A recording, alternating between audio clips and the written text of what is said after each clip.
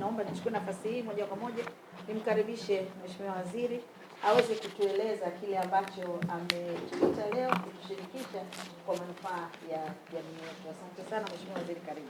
Asante.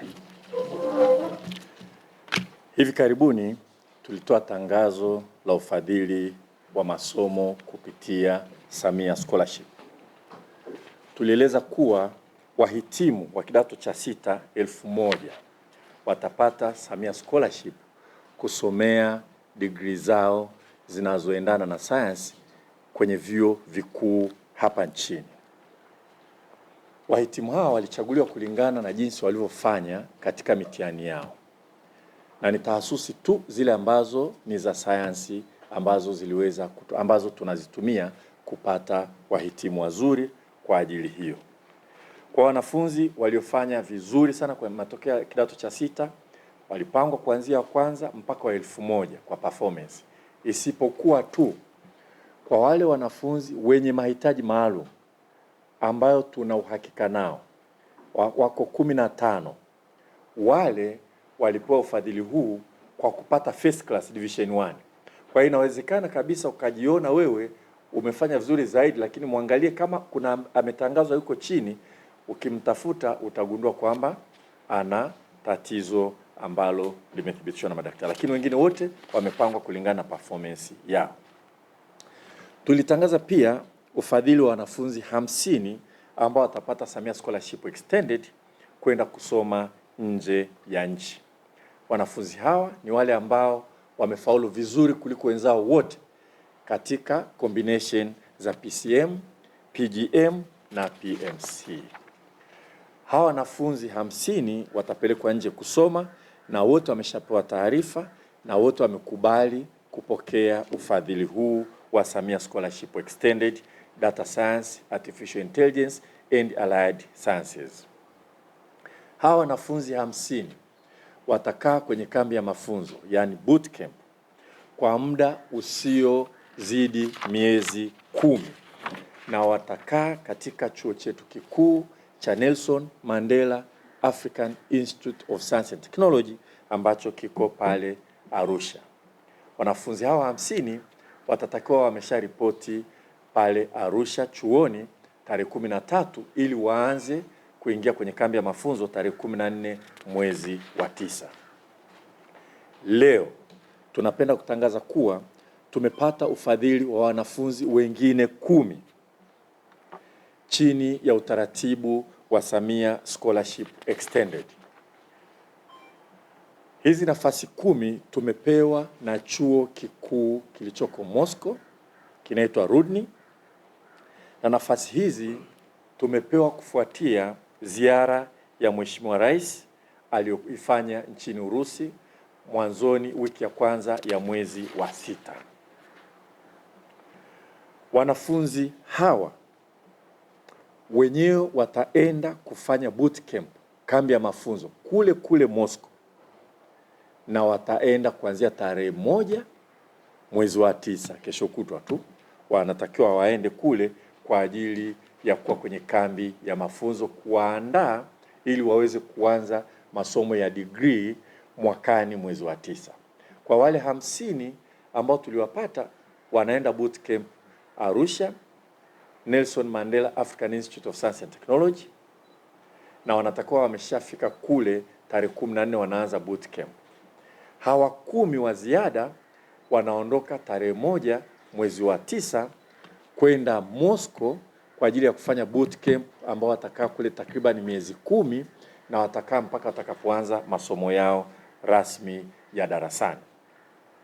Katika bootcamp ambayo hawa wanafunzi 10 watahudhuria kule Moscow, serikali ya Urusi inagharamia kwa 80% na Samia Scholarship Extended inagharamia kwa 20%.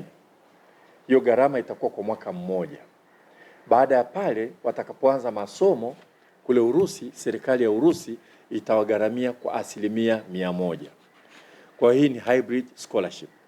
Kwa upande mmoja serikali ya Urusi inachangia, lakini Samia Scholarship inachangia hizo gharama za kwenda kuwaweka kwenye bootcamp kule Moscow. Hawa wanafunzi 10 wa ziada tumewapataje? tumeangalia wale wanafunzi 50 tulichukua waliofanya vizuri zaidi katika combinations za PCM, PGM na PMC. Kwa hiyo tulichukua kuanzia wa kwanza mpaka wa 50. Na hata kama wote hapo wana AAA, lakini tuliingia kwenye marks zao za ndani kuhakikisha kwamba tunawalinganisha nani alifanya vizuri zaidi, na nilisema ambaye ana wasiwasi tunamkaribisha, ataenda mtendaji mkuu wa baraza la mitihani atamuonyesha marks hata za wenzake, ajue kwamba Samia Scholarship hatuifanyii mchezo hata kidogo, tunaigawa kulingana na swala la weledi na uadilifu wa hali ya juu. Kwa hiyo sasa kwa sababu tushachukua wa kwanza mpaka wa 50 kwenda kwenye boot camp Arusha, sasa wa 51 mpaka 60 waliofanya vizuri ndio tunawachukua kwenda Urusi kwa ajili ya kwenda kufanya boot camp na kuja kuanza degree yao mwakani mwezi wa 9. Kwa jumla wanafunzi ambao tutapeleka nje ya nchi watakuwa ni wanafunzi 60 na wote watakuwa wamefanya PCM au PGM au PMC. Katika wanafunzi 10 ambao tunawapeleka Urusi na tunawapeleka kwa kufaulu vizuri kuliko wenzao, wanafunzi 8 wanatoka shule za sekondari za serikali na wanafunzi 2 wanatoka shule binafsi. Napenda kuchukua nafasi hii kwanza kumshukuru sana rais wetu Mheshimiwa Dr. Samia Suluhu Hassan kwa ziara aliyoifanya Urusi yenye mafanikio makubwa. Huu ni mwanzo tu wa ushirikiano mkubwa katika masuala ya elimu ambayo ni moja ya mambo ambayo aliyafanyia mazungumzo alivyokuwa kule Moscow. Kwa hiyo fadhili huu wa nafasi 10 ambao umekuja moja kwa moja, na hii ni wakumbushe kwamba Urusi wakitaka kuchukua wanafunzi wanatangaza mchakato wanaofanya wenyewe, lakini baada ya mazungumzo kule walikubali kwamba serikali iangalie waliofanya vizuri zaidi, si tuchague tuwapeleke, na tunaamini watafanya vizuri sana na nafasi zitazidi kuongezeka. Chuo hiki cha Rudni ambacho tunawapeleka wanafunzi 10 ndio kile chuo vile vile ambacho kilimpa heshima kubwa rais wetu kwa kumtunikia ile shahada ya udaktari wa heshima. Na Urusi ni nchi ambayo kwa teknolojia iko juu sana. Maprofesa kule wengine tuliongea nao. Kuna profesa mmoja yeye ni engineer wa mambo ya anga za juu. Yeye ni profesa anafundisha pale katika Academy of Engineering katika chuo hiki cha Rudni, lakini baadhi ya watu hatakumbuka, lakini nchi ya kwanza duniani kurusha mtu kwenda kwenye outer space, kwenda kwenye anga za juu kabisa, ilikuwa wakati huo ni Soviet Union, lakini kwa kweli ni eneo hili la Urusi, na walisoma katika vyuo hivi, na mtu huyo wa kwanza alikuwa anaitwa Yuri Gagarin. Kwa hiyo tunamshukuru sana Mheshimiwa Rais wetu kwamba katika swala hili la ziara yake ya Urusi, moja ya masuala ambayo alienda kutusemea ilikuwa ni swala la elimu, na nawahakikishia Watanzania huu ni mwanzo tu. Napenda vile vile kumshukuru sana waziri wetu wa mambo ya nchi za nje na ushirikiano wa Afrika Mashariki, Mheshimiwa Balozi Mahmoud Thabit Kombo, ambaye kwa kweli amelivalia bango swala la kutafuta scholarship kwa Tanzania kwenda kusoma nje.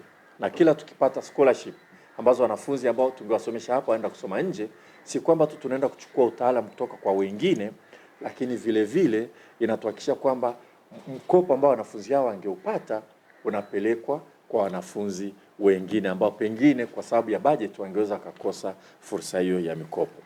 Namshukuru vile vile Katibu Mkuu wa Wizara ya Mambo ya Nchi za Nje na Ushirikiano wa Afrika Mashariki, Balozi Shelukindo kwa uongozi wake.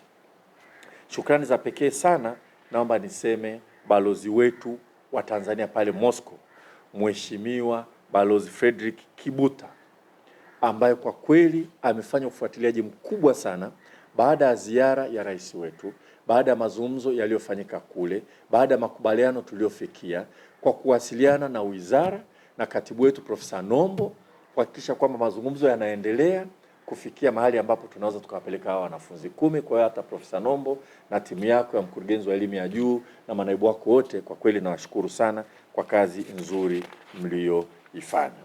Majina ya hawa wanafunzi 10 yatawekwa katika tovuti ya wizara leo. Katika hao 10, mmoja tu ndio ana passport. Sisi tunafanya kazi ya kuwatafutia wote passport ili waweze kusafiri, wapange safari yao tarehe 1 wao wameshafika Moscow. Asanteni sana kwa kunisikiliza. Asante sana Mheshimiwa Waziri, tunashukuru.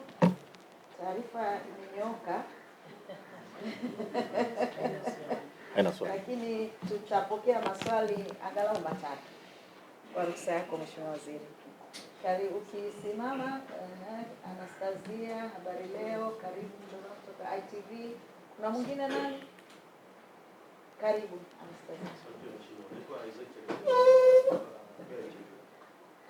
Umesema chuo kimesema kinataka wale best. Kwa nini hamkuchukua wale 10 wa kwanza ili kutangaza zaidi? Naam, sisi tulikusudia na kwa uwezo wa bajeti ambao upo tulikuwa tunaweza kupeleka wanafunzi 50. Na kumbuka hao 50 ni baada ya kufanya mazungumzo na vyuo vya Ireland na Afrika Kusini kupata punguzo kubwa sana la ada. Sasa kote ni vyuo vizuri. Tunapeleka Moscow, hicho chuo cha Rudi ni kizuri sana. Wengine tutapeleka Ireland, wengine South Africa. Kwa kweli sisi tunavyoona vyuo vyote ni vizuri sana kwa sababu hatujakubali nafasi hizo bila kufanya uhakiki. Sasa wale 50 tumeshafanya maandalizi kila kitu. Katibu mkuu na timu yake ana utaratibu wa lazima wakubali, lazima wasaini, waseme tunakubali kwenda huko. Tumeshamaliza utaratibu, tunaendelea. Tunaamini hawa 10 walioongezeka bado ni wazuri, wanapishana kwa pointi tu. Lakini wanafunzi wote wanaoenda wana A katika hizo combination ambazo tumepeleka. Na kuna wengine wenye AAA ambao bado hawajafikia. Kama tukiweza kupata fursa nyingine, tutawapa wale kipaumbele. Labda niseme moja. Taarifa nilizonazo, wale walioenda Johannesburg wanafanya vizuri darasani mpaka wanajiuliza kwa nini tusitoe fursa na scholarship kwa Tanzania wengi zaidi kwa ajili ya kwenda kusoma. Kwa hiyo naamini na natoa wito kwa hao wengine wanaenda Urusi, kwanza kwenye bootcamp watumie vizuri sana, watajifunza lugha, watajifunza mambo chungu mzima, wataandaliwa vizuri sana na watafanya mtihani wa Olympiad kama ambavyo hao wengine tunapeleka Arusha watafanya mitihani ya kimataifa. Naamini hawatatuangusha, watafanya vizuri. Kwa hiyo imani yetu kwao ni kubwa sana.